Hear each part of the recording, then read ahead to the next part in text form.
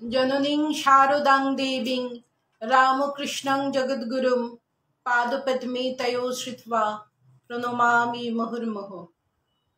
নমস্কার। করুণাময়ী মা Sharada Facebook page ও YouTube চ্যানেলের সকল দর্শককে জানাই আন্তরিক শ্রদ্ধা ও প্রণাম। আজ বড় পূর্ণ দিন। আজ রামকৃষ্ণানন্দ মহারাজের পবিত্র আবির্ভাব তিথি। তাই আমাদের আজ বিশেষ অনুধ্যান শ্রীরামকৃষ্ণ গত প্রাণ স্বামী রামকৃষ্ণানন্দ। রামকৃষ্ণানন্দজির পূর্ব নাম শশীভূষণ চক্রবর্তী। তিনি 1863 সালের 13 জুলাই হুগলির ময়ালিছাপুরে জন্মগ্রহণ করেছিলেন। শশী মহারাজের গুরু ভক্তি ছিল নজিরবিহীন।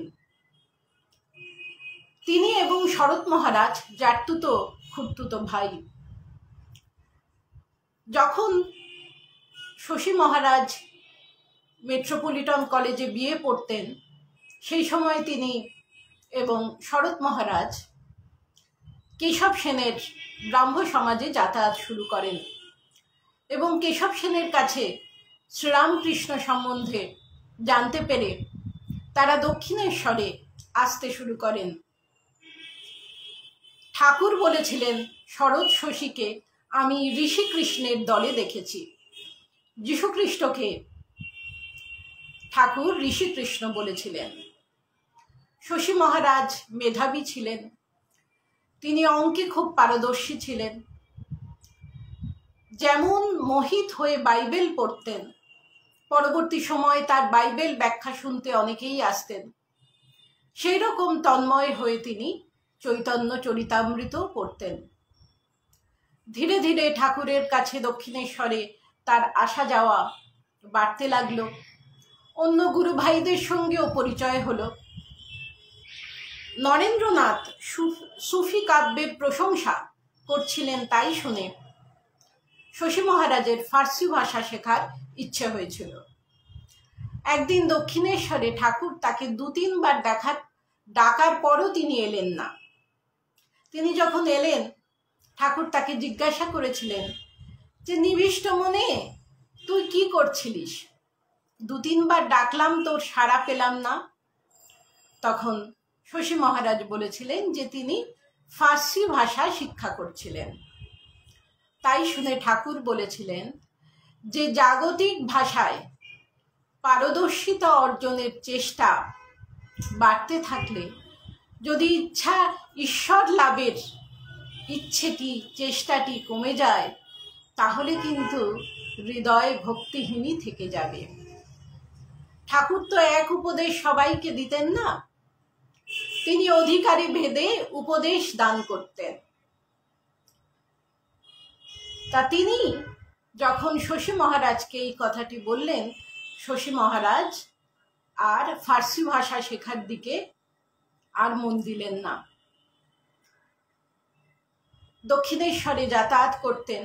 সুযোগ বুঝে ঠাকুর একদিন তাকে ডেকে বলেছিলেন, তুই যাকে চাস সেই সেই সেই, নিজেকে দেখিয়ে ঠাকুর বলেছিলেন সেই সেই সেই, নিজের স্বরূপ ব্যক্ত করেছিলেন শশীর কাছে। তারপর থেকে শশী মহারাজ ভেবেছিলেন যে ঠাকুরকে জানলেই সবকিছু জানা হয়ে যাবে। তিনি প্রাণ দিয়ে গুরু সেবা করতেন। ঠাকুর বরফ খেতে ভালোবাসতেন বলে সেই দুপুর রোদে তিনি পায়ে হেঁটে দক্ষিণেশ্বর থেকে কলকাতায় এসে বরফ কিনে গামছায় জড়িয়ে নিয়ে গিয়েছিলেন। তার সেই ঘর্মাক্ত ক্লান্ত চেহারা দেখে ঠাকুর কষ্টই পেয়েছিলেন।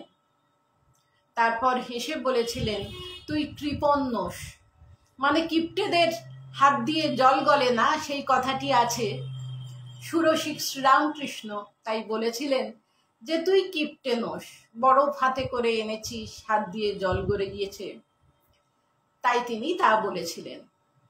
শীতকালে জামরুল পাওয়া যায় না, কিন্তু ঠাকুর খেতে চেয়েছেন বলে শশী মহারাজ ঠিক জামরুল জোগাড় করেছিলেন।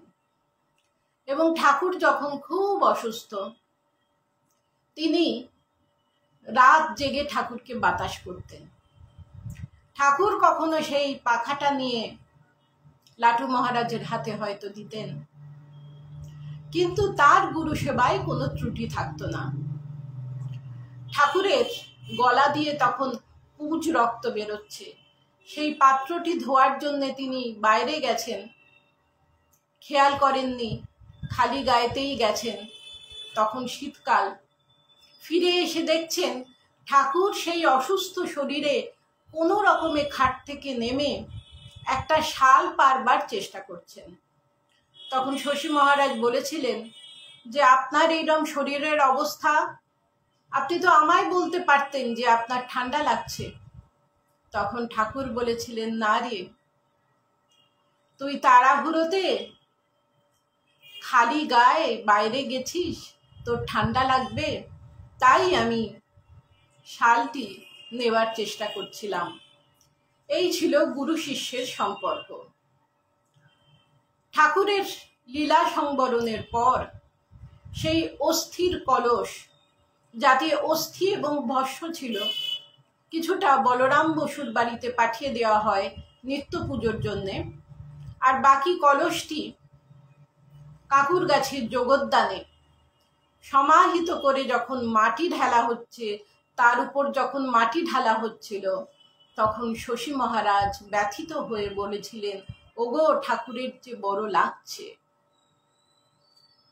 যারা ছিলেন চাক্ষুষ, যারা এই করুণ দৃশ্য দেখেছিলেন, তারা কেউই চোখের জল সামলাতে পারেননি। সত্যিই তো ঠাকুর তো চিরন্তন। বরানগর মঠে শশী মহারাজের কাজই ছিল প্রধানত গুরুর সেবা পূজা এবং গুরু ভাইদেরও সেবা। তিনি সকালে ঠাকুরকে তোলার পর নিমের দাঁতন গুঁড়ো করে দিতেন বাল্যভোগে, এবং একদিন নিমের দাঁতন ঠিকমতো গুঁড়ো হয়নি বলে তিনি বলেছিলেন, আজ ঠাকুরের মাড়ি দিয়ে রক্ত বেরোবে। ঠাকুরের শরীর তো খুব কোমল ছিল, মায়ের শরীরও কোমল ছিল। মা তো পায়ে হেঁটে ঘুরতেন, কখনো চটিও পড়তেন না, কিন্তু মায়ের পা যারা স্পর্শ করার সৌভাগ্য পেয়েছেন তারা বলতেন কত কোমল ছিল, এবং পায়ের পাতার নিচে একটা গোলাপি আভা ছিল। ঠাকুরের শরীর আরো কোমল ছিল। তিনি লুচি ছিঁড়তে গিয়ে তার তালু কেটে রক্ত বের হয়েছিল, সেটি শশী মহারাজ জানতেন এবং আত্মজ্ঞানে ঠাকুরের সেবা করতেন। বরানগর মঠে স্মৃতিচারণ করে স্বামীজি বলেছিলেন যে তখন আমরা জপ ধ্যানের তোরে ভাসছি। খাবার বলতে শুধু তেলাকুচো পাতা সেদ্ধ আর ভাত, কিন্তু সেই কাঠিন্য দেখলে, সেই তপস্যা, সেই সাধনা দেখলে ভূত পর্যন্ত পালাবে। আর শশী ছিল আমাদের শক্ত খুঁটি। আমরা হয়তো জপ ধ্যান করছি, শশী মহারাজ তিনি রান্না করে গুরু ভাইদের খাওয়াতেন। যদি রান্না করবার মতো কিছু না থাকতো, তিনি ভিক্ষা করে, মাধুকরি করে, এখানে ওখানে চেয়ে চিনতে নিয়ে এসে রান্না করে গুরু ভাইদের খাইয়ে পর্যন্ত দিতেন। একবার একটা মজার ঘটনা ঘটেছিল। শশী মহারাজ ঠাকুরের সেবায় এতটুকু ত্রুটি কখনো বরদাস্ত করতেন না। লাটু মহারাজ একদিন ছোলা সিদ্ধ করেছেন আর কড়াইটা ধুতে ভুলে গেছেন। শশী মহারাজ ঠাকুরের জন্যে মোহনভোগ রান্না করবেন, তার আগে অপরিচ্ছন্ন কড়াই দেখে খুব তিরস্কার করেছেন লাটু মহারাজকে। লাটু মহারাজের খুব অভিমান হয়েছে। তিনি বাংলা, হিন্দি সব মিশিয়ে তো বলতেন। তা তিনি অভিমান ভরে বলেছিলেন, তোমার বাবা মা আমার বাবা মা কি আলাদা আছে? হামি মাকে পত্র দিবে। মানে উনি বলতে চাইছেন যে তোমার গুরু ভক্তি আছে, তোমার বাবা শ্রীরামকৃষ্ণ, মা শারদা, আমার বাবা মাও তো ঠাকুর আর মা। আমি মাকে সব কথা জানিয়েই চিঠি দেব।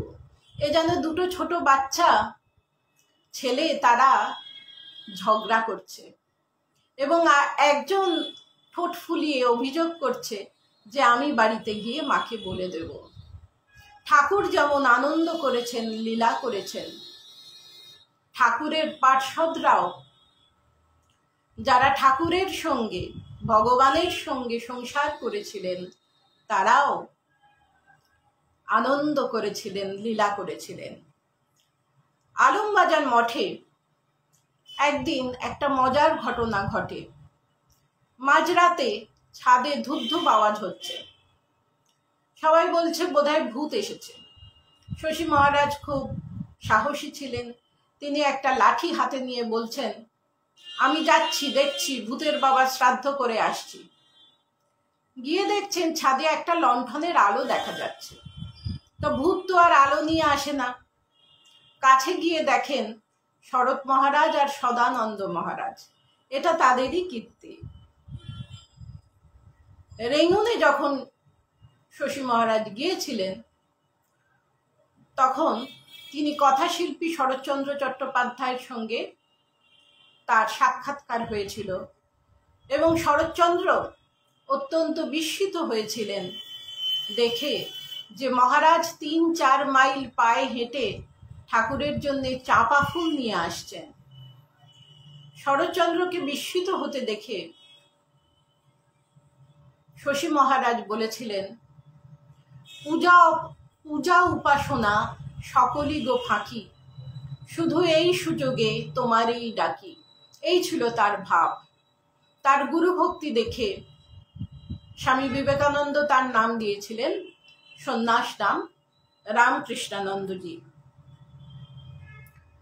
স্বামীজি চেয়েছিলেন বেদান্ত প্রচারে তাকে আমেরিকা পাঠাতে, কিন্তু তার গায়ে চর্মরোগ ছিল। ডাক্তাররা বলেছিলেন যে ঠান্ডায় আরো বেশি এই রোগটি বাড়বে, তাই তিনি যেতে পারেননি।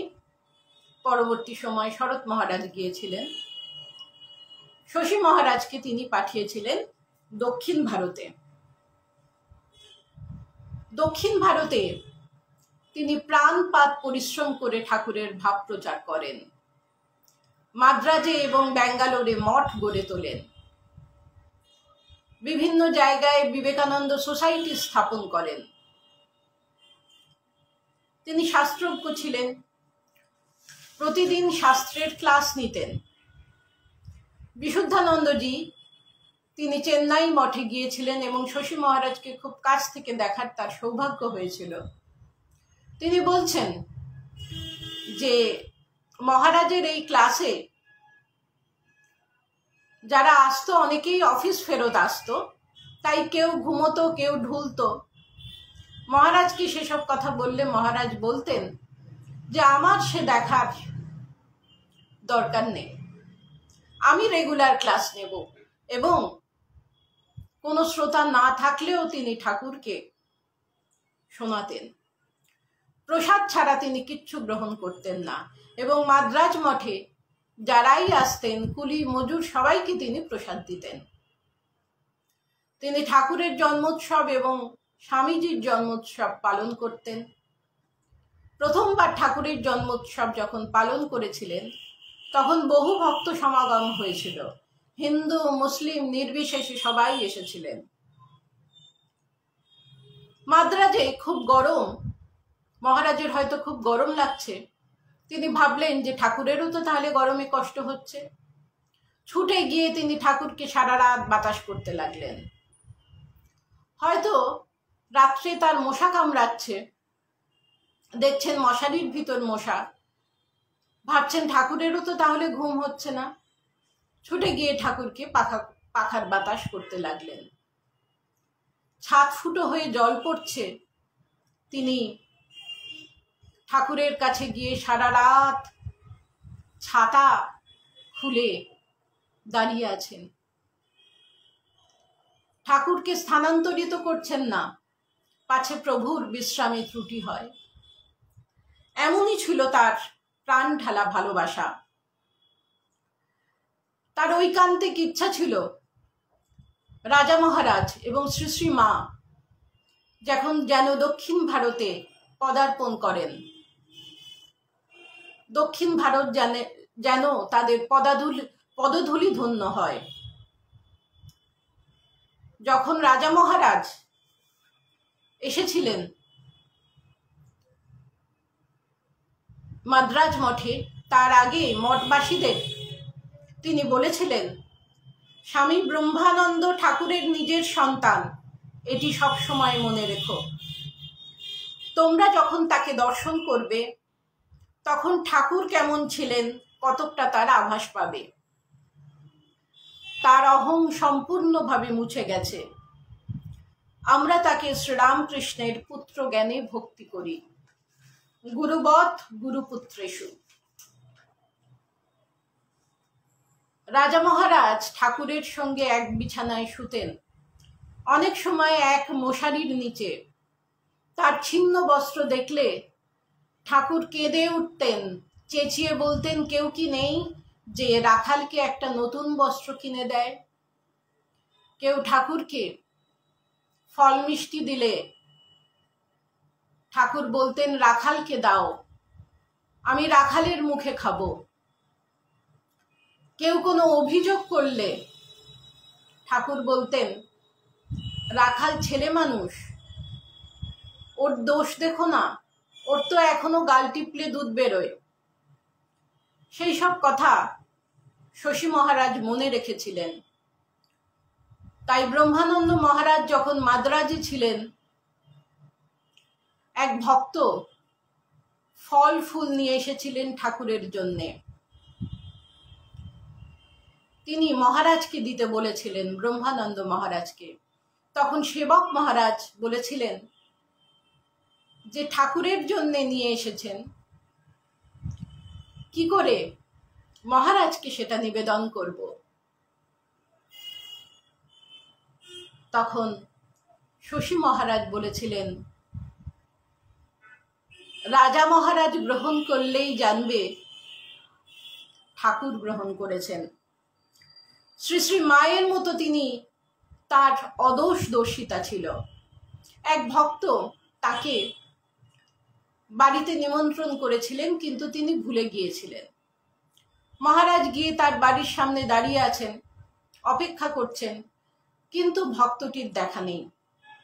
কিছুক্ষণ পরে ভক্তটি ফিরে এসে বললেন যে মহারাজ যে আসবেন সেটি তিনি ভুলে গেছেন, তাই তিনি কোনো খাবারেরও বন্দোবস্ত করেননি। মহারাজ তখন তাকে কিছু টাকা দিয়ে বললেন যে ফল মিষ্টি একটু কিনে আনতে। তিনি সেই ফল মিষ্টি ঠাকুরকে নিবেদন করে, তা গ্রহণ করে সন্তুষ্ট চিত্তে মঠে ফিরে এলেন। এক ভক্ত মহারাজকে জিজ্ঞাসা করেছিলেন, মহারাজ, আপনি এমন প্রাণপাত পরিশ্রম কিভাবে করেন? কখনো ক্লান্ত হন না? মহারাজ বলেছিলেন, দেখো, পেন যদি বলে, পেন বা কলম, সে যদি বলে আমি 100টা চিঠি লিখেছি, আমি খুব ক্লান্ত আর লিখতে পারছি না, তাহলে কি কেউ শুনবে? যে পেনটি চালায় কৃতিত্ব তো তারই। সারা জীবন তিনি মনে করে এসেছেন ঠাকুরই কর্তা আর তিনি অকর্তা, ঠাকুরের হাতে যন্ত্রমাত্র। এতই ছিল তার অহংকার শূন্য মন। একদিন তিনি সেবক মহারাজকে একটা খামের ওপর চিঠিটি মানে খামের ওপর অ্যাড্রেসটা লিখতে বলেছেন একটা চিঠির। সেই ঠিকানাটি হলো port Blair, Andaman and Nicobar island. সেবক মহারাজ শুধু পোর্ট ব্লেয়ার লিখেছিলেন, তাই শশী মহারাজ অসন্তুষ্ট হয়েছিলেন এবং বকাবকিও করেছিলেন। তা সেবক মহারাজের মন খারাপ। পরের দিন এক ভক্ত আম নিয়ে এসেছেন। মহারাজ ঠাকুরকে নিবেদন করে সব থেকে উৎকৃষ্ট আমটি সেবক মহারাজকে দিয়ে বলেছিলেন, আমরা গুরুর কথা অক্ষরে অক্ষরে পালন করতাম। তিনি যখন শেষ শয্যায়, তখন সারা রাত সেবক মহারাজ তার সেবা করছেন। তিনি নিজেই বলেছিলেন যে তুমি একটু ঘুমাও, তুমি না ঘুমোলে আমি ঘুমোতে পারবো না, অর্থাৎ তুমি যদি একটু বিশ্রাম না নাও আমি শান্তি পাবো না।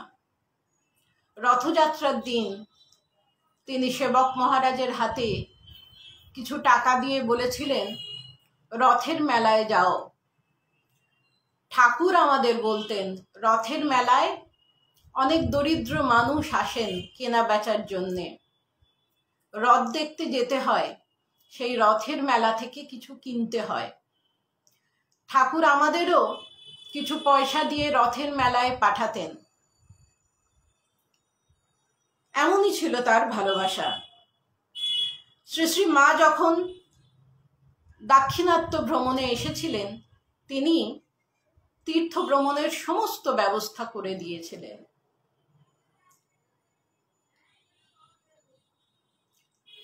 মা রামেশ্বরে গিয়েছিলেন। মহারাজ 108টি সোনার বেলপাতা মাকে দিয়েছিলেন। সেই 108টি সোনার বেলপাতা দিয়ে শ্রী শ্রী মা রামেশ্বর শিবকে পুজো করেছিলেন। তারপরে রামনাদের রাজা তিনি শ্রী শ্রী মাকে দেখে তার রত্ন ভাণ্ডার খুলে দিয়েছিলেন, কারণ তিনি স্বামীজির শিষ্য ছিলেন। শ্রী শ্রী মা এসেছেন মানে তার গুরুর গুরু এসেছেন। সেই রত্ন ভাণ্ডারে থরে থরে মণিমাণিক্য সাজানো। তিনি মাকে বারবার অনুরোধ করছিলেন যেন তিনি কিছু নেন। মা বলেছিলেন, আমি কিছু নেব না, যদি রাধু চায় কিছু নিতে পারে। মা তো বলেছিলেন, কিন্তু ঠাকুরের কাছে প্রার্থনা করছিলেন যাতে রাধুর মনে কোনো বাসনা না হয়। সারা পৃথিবীকে মা শিখিয়েছেন নির্বাসনা আর প্রত্যাশাহীনতা। স্বয়ং পরমা প্রকৃতি অবতার বরিষ্ঠায় শ্রীরামকৃষ্ণের কাছে প্রার্থনা করছেন। সে প্রার্থনা কি কখনো অপূর্ণ থাকে? রাধু দিদি বলেছিলেন, এসব কিছু আমার দরকার নেই, আমার একটা পেন্সিল ভেঙে গেছে, যদি পেন্সিলটি দাও ভালো হয়। যখন শ্রী শ্রী মা ব্যাঙ্গালোর মঠে গিয়েছিলেন, ব্যাঙ্গালোর মঠে একটা টিলার মতো জায়গা আছে, সেখানে মা পদার্পণ করেছিলেন। এখন যারা ব্যাঙ্গালোর মঠে যান তারা দেখেন সেটিকে মাদার্স রক বলা হয়। একটু উঁচু জায়গা, সেখানে মায়ের পট আছে। তা শশী মহারাজ যখন শুনেছিলেন যে মা সেই টিলার উপরে গিয়েছেন, তখন তিনি সেই চণ্ডীর স্তোত্রটি বারবার বলেছিলেন, সর্বমঙ্গলা মঙ্গলে শিবে সর্বার্থ সাধিকে। অর্থাৎ মা পর্বত আরোহণ করেছেন, তিনি এখন পার্বতী। মহারাজ বাংলা, সংস্কৃত আর ইংলিশে খুব পারদর্শী ছিলেন। তিনি সংস্কৃতে স্তোত্র রচনা করেছিলেন। একটি স্তোত্রর লাস্ট দুটো লাইন এখন স্বামীজির প্রণাম মন্ত্র হিসাবে বলা হয়, নমশ্রীয়তি রাজায় বিবেকানন্দ সুরয়। এটি শশী মহারাজেরই রচিত। এবং ব্যাঙ্গালোর মঠে যখন মা এসেছিলেন, তখন বহু লোকের সমাগম হয়েছিল মাকে দেখার জন্যে। বিশুদ্ধানন্দজি বলছেন যে মা তো তাদের ভাষা জানতেন না, শুধু একটু হাসতেন, চেয়ারে বসে থাকতেন। শুধু তাকে দেখতেই এত ভক্ত সমাগম হয়েছিল। বিশুদ্ধানন্দজি বলছেন যে একদিন মাকে নিয়ে ফিটনে করে একটু বেড়াতে বেরিয়েছি, বিকেলবেলা ফিরে এসে দেখছি সেখানে কত মানুষ, সবাই মায়ের জন্যে অপেক্ষা করছেন। আমি তখন শ্রী শ্রী মাকে বলেছিলাম, দেখছেন মা, এত লোক এসেছে শুধু আপনাকে দেখতে। বলা মাত্র মা সমাধিস্থা হয়েছিলেন, বরা ভয় করা, সম্পূর্ণ বাহ্য জ্ঞান শূন্য। বিশুদ্ধানন্দজি বলছেন, আমার ভয় করছিল মা না পড়ে যান। আর যেসব ভক্তরা এসেছেন, যেসব ভক্তরা মায়ের সমাধি অবস্থা দেখে সেদিন নিজের চোখ সার্থক করেছেন, জীবন সার্থক করেছেন, তারা আপ্লুত হয়ে বলেছিলেন, ইনি আমাদের সত্যিকারের মা, ইনি মানবী নন, দেবী। শশী মহারাজের টিবি হয়েছিল, তিনি ব্রঙ্কাইটিসেও ভুগছিলেন, তাই তিনি চেন্নাই মঠ থেকে কলকাতায় চলে আসেন, উদ্বোধনে ছিলেন। এবং লীলা সংবরণের ৩-৪ দিন আগে তিনি সেবক মহারাজকে বলে উঠেছিলেন, ঠাকুর এসেছেন, মা এসেছেন, স্বামীজি এসেছেন, আসন পেতে দে। শ্রী শ্রী মা তখন জয়রাম বাটিতে।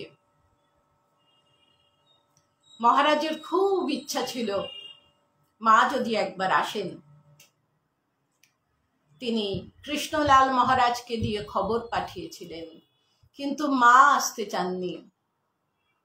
সন্তানের কষ্ট কি কোনো জননী নিজের চোখে দেখতে পারেন?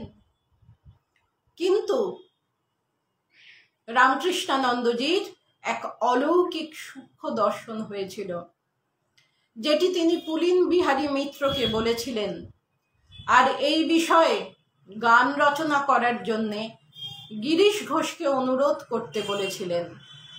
গানের প্রথম পংক্তিটি হবে পোহালো দুঃখ রজনী।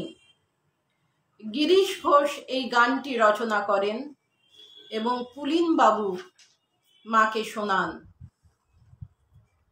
তার যখন লীলা সংবরণ হয়, সেই কথাটি বিরজানন্দ মহারাজ শুনে অশ্রুসিক্ত নয়নে বলেছিলেন। বিরজানন্দজি তখন ছাত্র, বরানগর মঠে প্রায় যাতায়াত করেন। বিরজানন্দজি অঙ্কে কাঁচা, এটি শুনে মহারাজ তাকে বলেছিলেন যে তুমি আমার কাছে আসবে, আমি তোমাকে এমন অঙ্ক শিখিয়ে দেব যে পরীক্ষায় পাশ করার আর চিন্তা থাকবে না। তা মহারাজের লীলা সংবরণের কথা শুনে বিরজানন্দজি বলেছিলেন, এই মানুষটি আমায় বাড়ি থেকে বের করে নিয়ে এসে অঙ্ক শেখাবার নাম করে জীবনের সব অঙ্ক গোলমাল করে দিয়েছিলেন, এখন তিনিই আমাকে ছেড়ে চলে গেলেন। বিশুদ্ধানন্দজি বলেছেন যে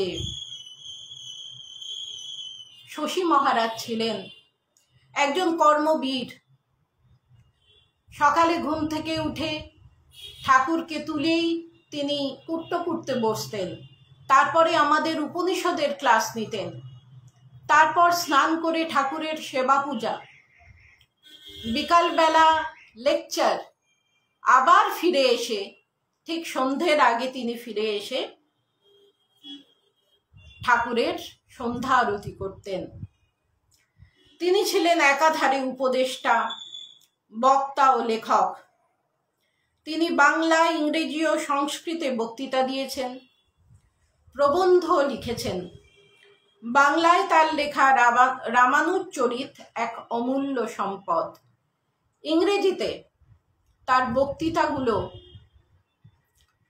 পুস্তক আকারে প্রকাশিত হয়েছে। তার মধ্যে universe and man, the soul of man, এগুলি উল্লেখযোগ্য।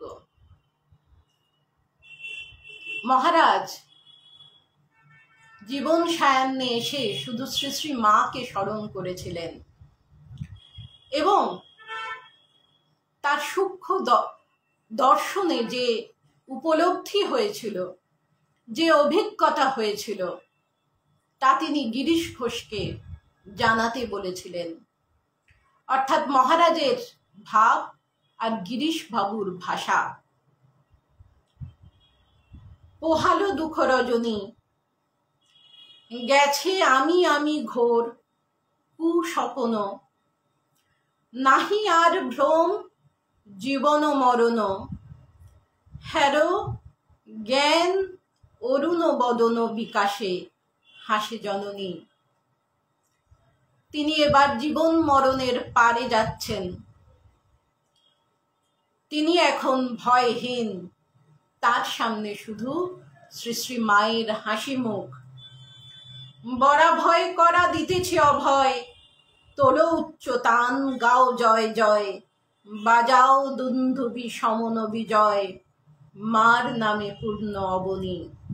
ওই যে ব্যাঙ্গালোর মঠে তিনি সবাইকে বরাভয় করা, শ্রী শ্রী মা সবাইকে অভয় প্রদান করেছেন। তিনি তো শুধু ব্যাঙ্গালোরবাসী বা সাউথ ইন্ডিয়ার মানুষকে করেননি, সারা বিশ্ববাসীকে তিনি অভয় প্রদান করে বলেছেন, ভয় কি বাবা, আর কেউ না থাকুক, জানবে তোমার একজন মা আছেন। তাই তিনি বলছেন, ভয় কিসের, মায়ের জয়গান দাও, সবাই মায়ের জয়গান গাও। কহিছে জননী কেঁদো না, রামকৃষ্ণ পদ দেখো না, নাহিক ভাবনা রবে না যাতনা, হ্যারো মম পাশে করুণার দুটি আঁখি ভাসে, ভুবন তারণ গুণমণি। ভয় কি, ঠাকুরের শ্রীচরণ আছে, শ্রী শ্রী মা আছেন, সমস্ত যন্ত্রণা যিনি ঘুচিয়ে দেন। তার দুটি করুণ আঁখি, করুণা মাখা দুটি আঁখি, যা দেখলে সন্তানের সব জ্বালা যন্ত্রণা জুড়িয়ে যায়। তাই মায়ের হাসি মুখ, করুণা মাখা দুটি হাসি, এটি দর্শন করে গুরুগত প্রাণ রামকৃষ্ণানন্দজি রামকৃষ্ণ লোকে গমন করেন। তার উদ্দেশ্যে জানাই আমাদের ভুলণ্ঠিত প্রণাম। নমস্কার।